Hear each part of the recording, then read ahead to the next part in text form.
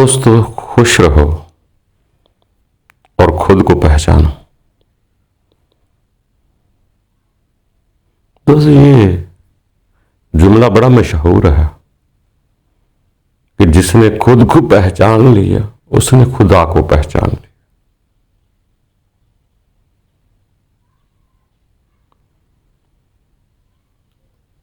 ये बात मशहूर भी है। अगर समझ में आ जाए तो बहुत बड़ा राज खुल भी सकता है।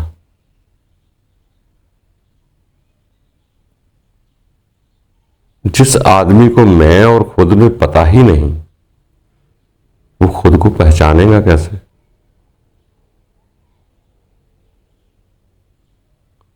इसी तरह जैसे फरमान आते हैं सियाने लोग, पढ़े लिखे लोग जो बातें करते हैं कि कभी रब के दरबार में इबादत करने जाओ, वो कहा करते थे ऐसे होना चाहिए जैसे आप खुदा को सामने पा रहे हो। मगर अभी ये नौबत नहीं आई तो कम से कम इतना जरूर समझो कि खुदा मुझे देख रहा है।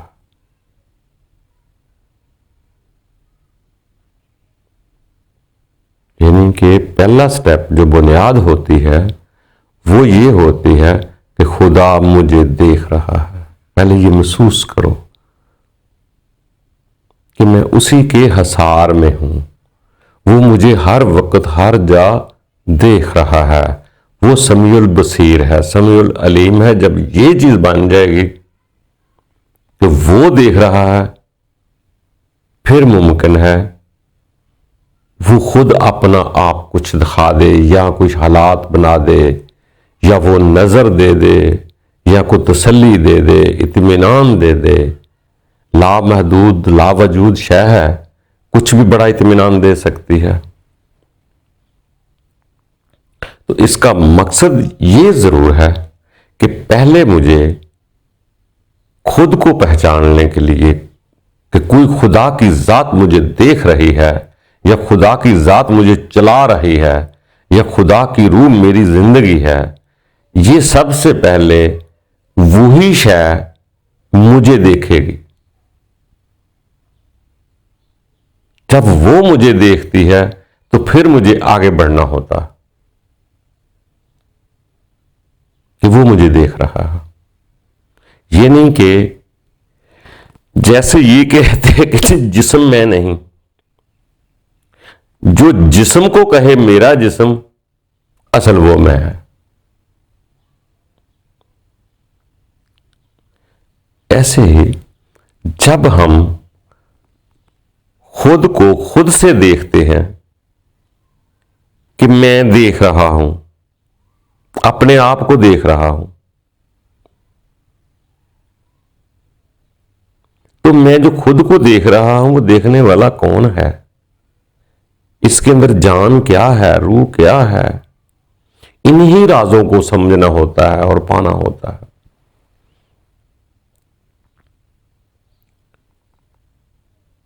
कि मैं खुद को देखूं या मेरी रूह मुझे देखे। जैसे वो इसको अलहदा करके महसूस करती है कि मैं अलहदा हो जाऊं, जिस्म बेकार, अगर जिस्म के अंदर रहूं जिस्म हरकतें करेगा। ये इंसानी जिस्म ढांचा जो है ये तो एक बेजान मैयत की तरह है। इसके अंदर जैसे ही रूह होती है ये चलने के काबिल होता है। तो इसका मकसद हुआ कि जो चल रहा है, जो कर रहा है, वो रूह है, रूह की वजह से है। इसी तरह जैसे ही इंसान बाहर से देखेगा उसे महसूस होगा, फिर आस्ता आस्ता कुछ राज आगे बढ़े। जैसे एक दफा पिछले दिनों एक बच्ची का फोन आया करता था मुझे, तो हम उसे बेटा बेटा कहा करते थे। वो पहले तो वो अंधे इत्काद की किताबों की वजह से वो किताब पढ़ी, मैंने ये हुआ वो हुआ, खूब तारीफें किया करने उसने, तो मैं उसे बेटा कहा करता था।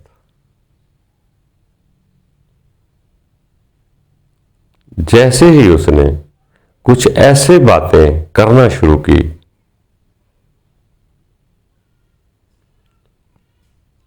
तो मैंने उसे मां कहना शुरू कर दी कि बड़ी बातें हैं।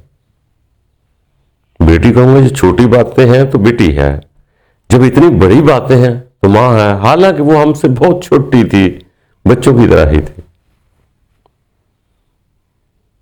वो अक्सर कहा करते थे कि मैं कभी आटा गूंथती हूं तो आटा गूंथते हुए भी मैं देखती हूं अपने हाथों को, ये किससे वर्क कर रहे हैं, ये कैसे गूंद रहे हैं, ये कौन मेरी मदद कर रहा है, ये जिस्म में कौन है जो आटा गूंद रहा है। तो वो खुद कहा करती थी कि मैं देख देख इतनी खुश होती हूं, फिर मैं कहती हूं वाह अल्लाह। वो उनके अल्फाज ही कुछ ऐसी थी कि मैंने कहा बीबी तुम मां जी हो, तुम बड़ी बातें करते हो। तो इसी तरह दोस्तों, जैसे ही इंसान किसी बड़े बुजुर्गों की बात सुने तो वो अक्सर कहा करते थे कि इंसान जिस शय को याद करता है वो आस्ता आस्ता उस तरफ इतना बढ़ जाता है कि वो अपना आप भूल जाता है। जैसे वो हीर ने कह दिया था रांझा रांझा कर दीनी में आपे रांझा हुई, वो अपनी जात ही भूल गए। वो कह रहे हैं मुझे भी रांझा कहो। इसी तरह इंसान जिस चीज की तरफ जाता है वो कुदरती एक अमर है इंसान के अंदर, उसकी लहरें उसके अंदर आना शुरू हो जाती है।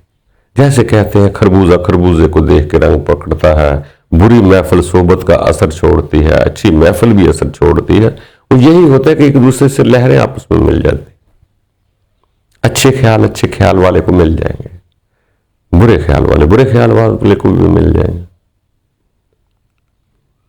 तो इसी तरह ये इंसान है, इसमें बड़ी क्वालिटी है, इसमें बहुत क्वालिटी है। ये जिस तरफ जितना बढ़ना चाहे बढ़ सकता है। अगर इसने मेहनत करके ऐसी इबादतें कर ले, यक सुई से जुड़ गया, तो पहले तो ये कहता था ना कि कोई जात मुझे देख रही है, मुमकिन है कि हम भी उस जात को कुछ महसूस कर ले या देख ले।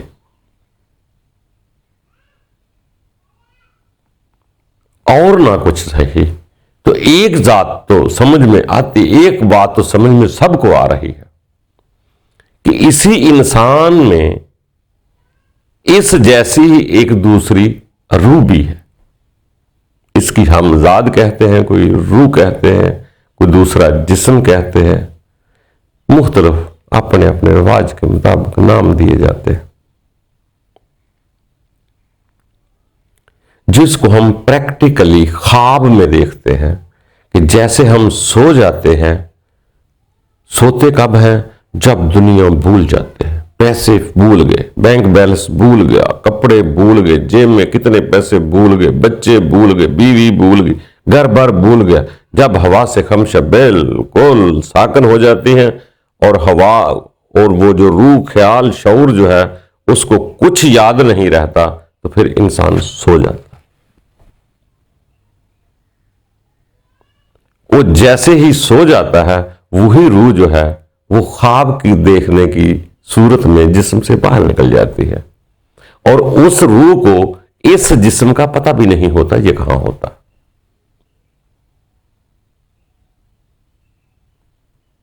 अगर वो रूह उस जिस्म से इस रूह जिस्म को देख ले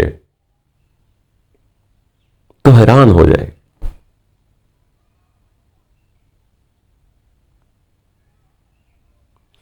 इसी तरह जैसे बाज का डॉक्टरों की जुबानों से सुना या कई मरीज ऐसे देखे जो ये कह देते हैं वो हादसा हुआ, मर गए, इस कदर इस हालत में पहुंच गए कि उन्होंने, उनकी रूह ने उनके जिस्म कटे हुए को देखा, बाहर का फिर इत्तेफाक से बच गया और फिर वापस होश में आ गई, जैसे सोए हुए में वापस आ जाते। ऐसा इत्तेफाक हो सकते हैं।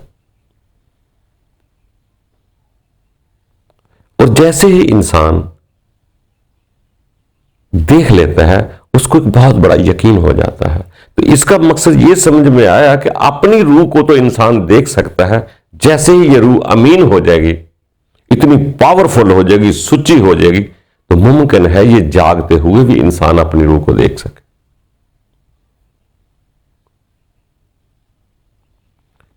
तो दोस्तों, इसीलिए बार बार दुनिया से कट जाने को कहा जाता है कि ख्यालों में से दुनिया निकालो, जिस्म को दुनिया में चलने दो, दुनिया को दिल में ना आने दो और ख्यालों में ना समाने दो, फिर आप नुकसान में चले जाएंगे। जैसे कश्ती में पानी जाए और दिल में दुनिया जाए, दोनों गर्क। इसी तरह फिर ये इंसान जिस्म तो दुनिया में चलता है, मगर अपने दिल या रूह को अपने रब की तरफ लगाता है, वहां कोशिश करता है।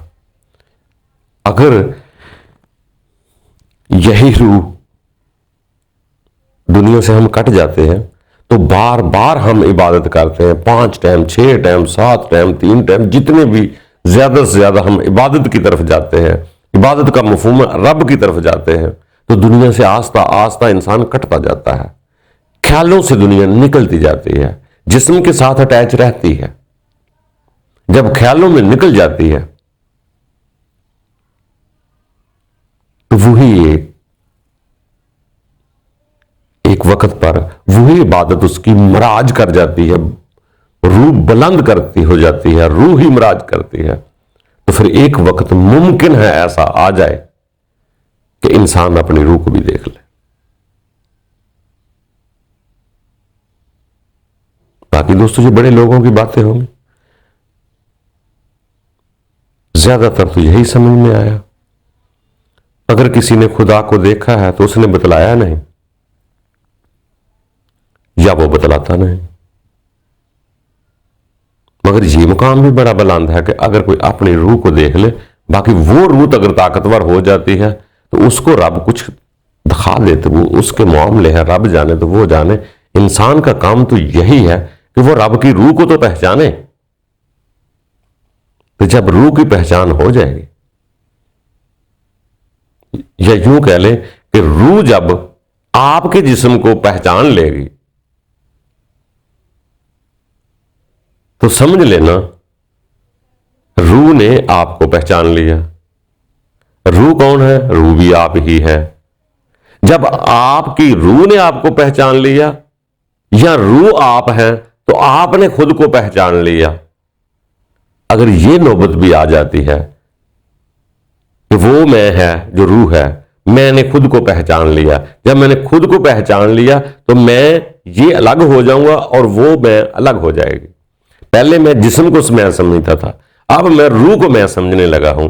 मेरी रूह जब मुझे पहचानने की कोशिश करती है तो फिर अगला दर्जा है कि मैं रूह को पहचानने की कोशिश करता हूं।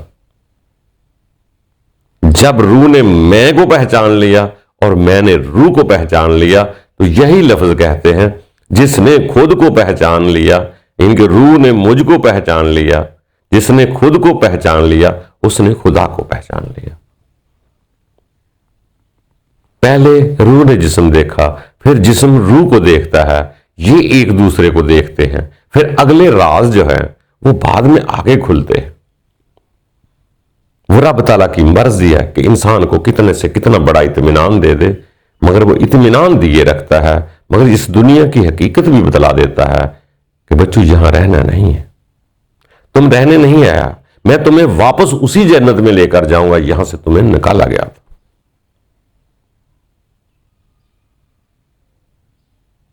ये फिर रब के फजल है, रब के करम है। फिर वो लोग इतना आगे खुब कर जाते हैं जिसे कहते हैं फिर वो खौफ अल्लाह से निकल जाते हैं, फिर वो ला खौफुन अलैहिम की मंजिल में आ जाते हैं, बल्कि उससे भी आगे बढ़कर शदीदुन हुब्ब अल्लाह की तरफ चले जाते हैं। अब शदीदुन हुब्ब अल्लाह की तरफ जब इंसान जाता है तो वहां लफ्ज़े हुब्ब में मोहब्बत है।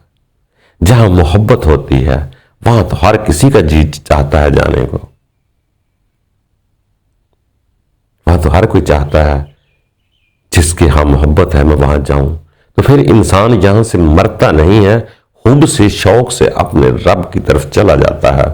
जैसे वो कहते हैं गोर पे कोई और,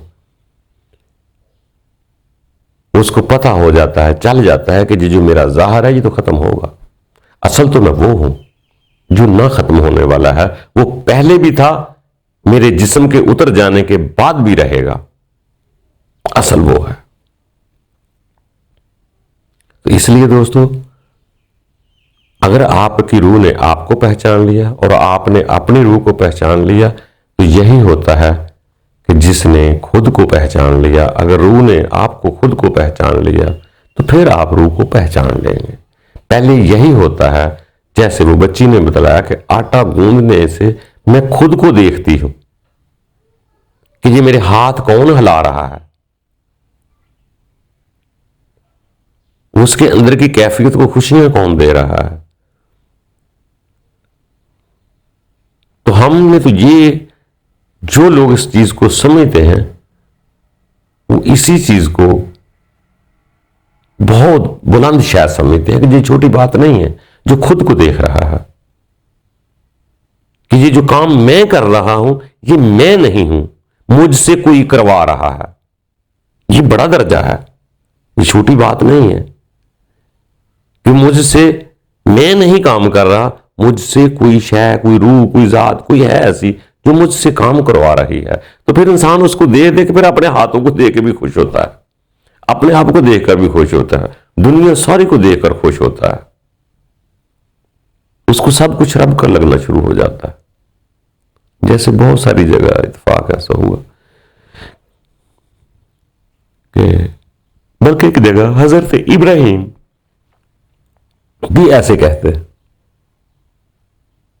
हजरत इब्राहिम अलैहिस्सलाम कहते हैं कि मुझे खाना भी अल्लाह खिला रहा है, मुझे पानी भी अल्लाह पिला रहा है।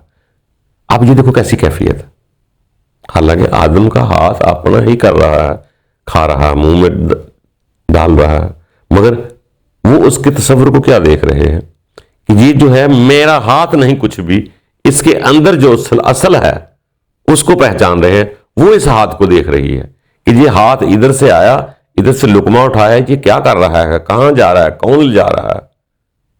जिस्म तो बेजान होता है उसकी रूह के बगैर। जैसे ही वो हरकत को देखते हैं तो उस हरकत को कहते हैं ये खुदा मुझे खाना खिला रहा है, खुदा मुझे पानी पिला रहा है। अब ये जो अक्लमंद दुनिया अपने आप को कहलाती है वो तो ऐसे शख्स को दीवाना कहे। और आपने कभी इल्हामी कुतुब में सुना होगा कि बहुत सारे उस वक्त के अपने हिसाब से दाने कहलाने वाले, दानश्वर लोग कहलाने वाले, होशियार चालाक कहलाने वाले अक्सर कहा करते थे कि ये लोग तो दीवाने हैं, मजनून हैं। क्यों? वो ऐसी बातें किया करते थे, वो अपने हर काम को ये कह देते थे कि ये मेरा रब कह रहा है, और उनकी परेशानी का सबब भी यही था। हालांकि वो कहते अपनी जुबान से ही थे अल्लाह के बंदे, मगर वो ये नहीं कहते, वो कहते थे मेरा रब ये बात कह रहा है, आप ये बात मान लो। तो लोग उनको दीवाना कह देते थे, मजनू कह देते थे, शायर कह देते थे, शायर मजनून कह देते थे। वो इसी वजह से कहते थे। हालांकि जब वो खुदा के बंदे खुद से बात करते तो लोग उनकी इज्जत भी करते कि शरीफ लोग हैं, सच्चे लोग हैं, अमीन लोग हैं, बहुत नेक लोग हैं। जैसे ही उनकी मेहनत का सिला खुदा ने यह दिया कि आज के बाद तुम बात नहीं करोगे, तुम वही बात करोगे जो मैं बात करूंगा। जब खुदा ने उनको मुकाम दिया, इज्जत बख्शी, तो जब उन्होंने कहा कि खुदा का पैगाम यह है, रब मेरा यह कहता है कि ऐसा करो, तो वही तज़ीम करने वाले, सच्चा कहने वाले लोग दुश्मन हो गए। इसलिए कि उनको हर चीज रब की नजर आना शुरू हो जाती है। अपने जिस्म की हरकत भी यही समझते हैं कि ये रब की रूह से है। तो जिन लोगों ने जिस्म को ही सब कुछ समझा है, वो कैसे समझेगा रूह क्या है? जबकि सुना 28 दफा जिक्र आया हुआ रूह का अलहामी कुतब में, मगर वो रूह की तरफ नहीं आएगा। वो रूह के मैंने भी और ही कुछ लिखता रहेगा। वो रूह को मलाइका लिखता रहेगा, कभी कुछ लिख देगा, कभी कुछ लिख देगा।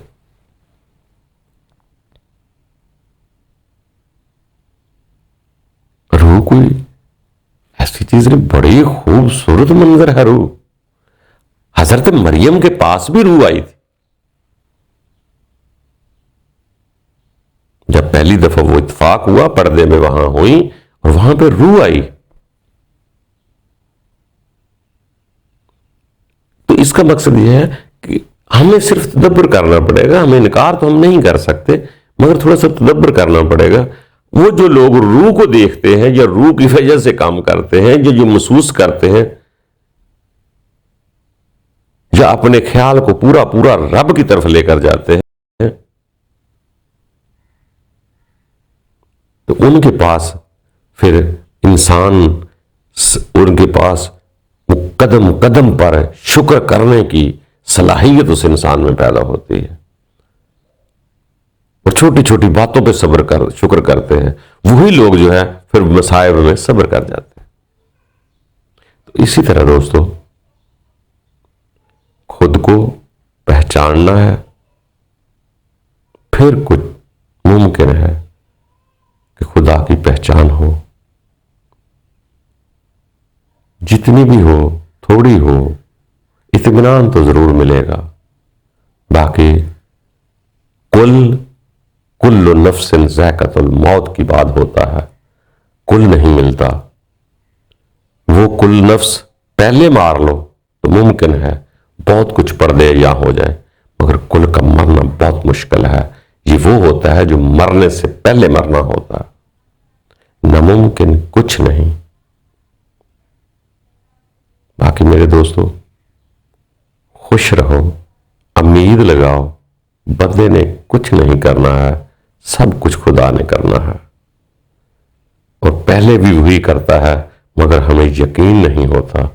हम वैसे जिस्म को मैं कहते हैं, हालांकि उसकी रूह ही मुझसे सब कुछ करवा रही है। सिर्फ मेरे तस्लीम करने की बात है। वो रोजे अजल से समीउल बसीर था, समीउल अलीम था।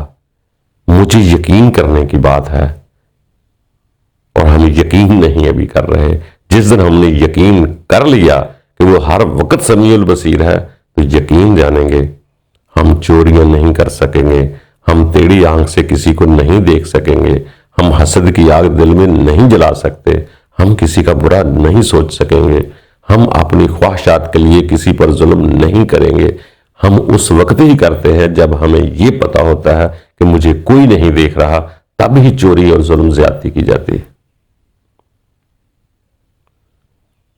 तो दोस्तों, जब पता चल जाएगा कि हम उसी की रूह से हैं, उसी की वजह से हैं, तो हमें यकीन होना शुरू हो जाएगा कि वो जात मुझे देख रही है और मुझे पहचानती है, मुझे सोते हुए भी देखती है, हर वक्त देखती है। अल्लाह ताला हम सब के लिए आसानियां पैदा करे, खुश रहने की आदत डालो।